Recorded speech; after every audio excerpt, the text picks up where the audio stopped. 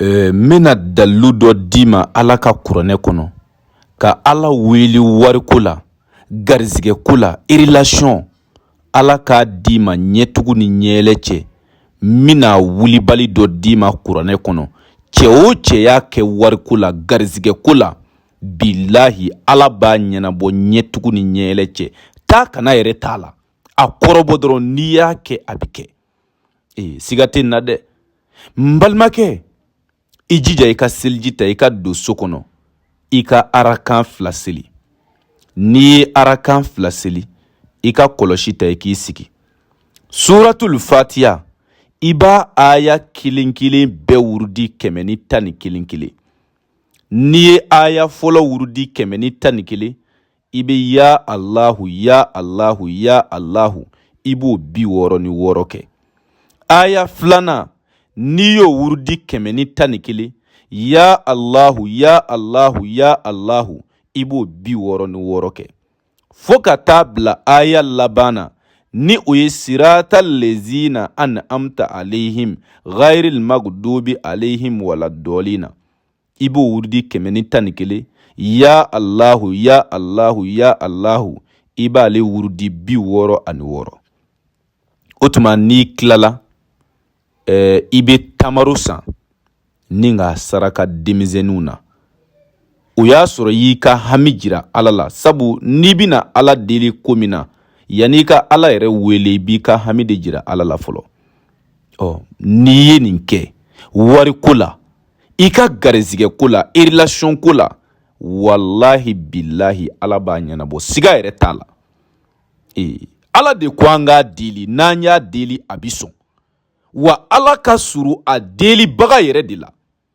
Maa o maa bi Ala deli, Ala ka suru i la.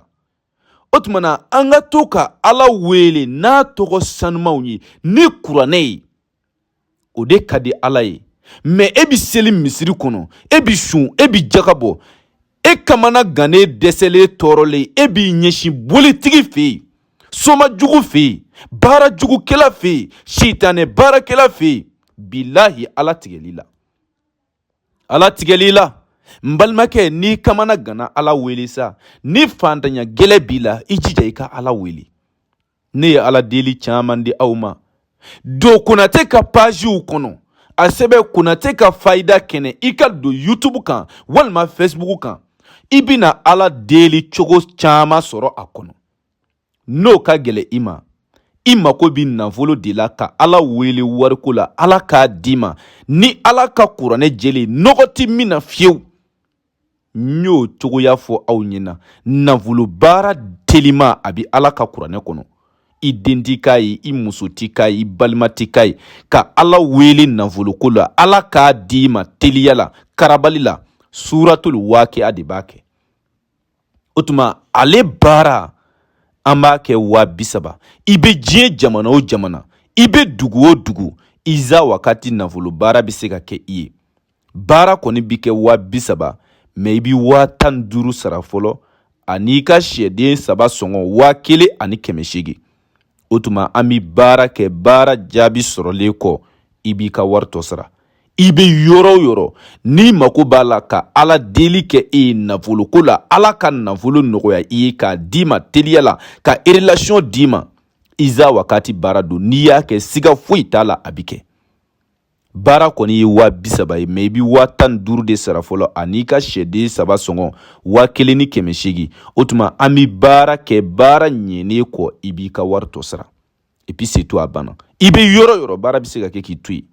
Maa min mako bɛ baara in na, walima i mako bɛ ɲininkali gɛrɛ la, walima i mako bɛ iza wakati nafolo baara de la, i bɛ weleli kɛ an ka téléphone numéro la, o ye +223 72 24 02 98. N'i ye weleli kɛ o numéro in na, ni Ala sɔnna, i ni garibukɛ bɛ ɲɔgɔn sɔrɔ, n'i ka sababu b'an bolo. Mais n'i ka sababu t'an bolo, a dɔ la i ni garibukɛ tɛ ɲɔgɔn sɔrɔ dɛ.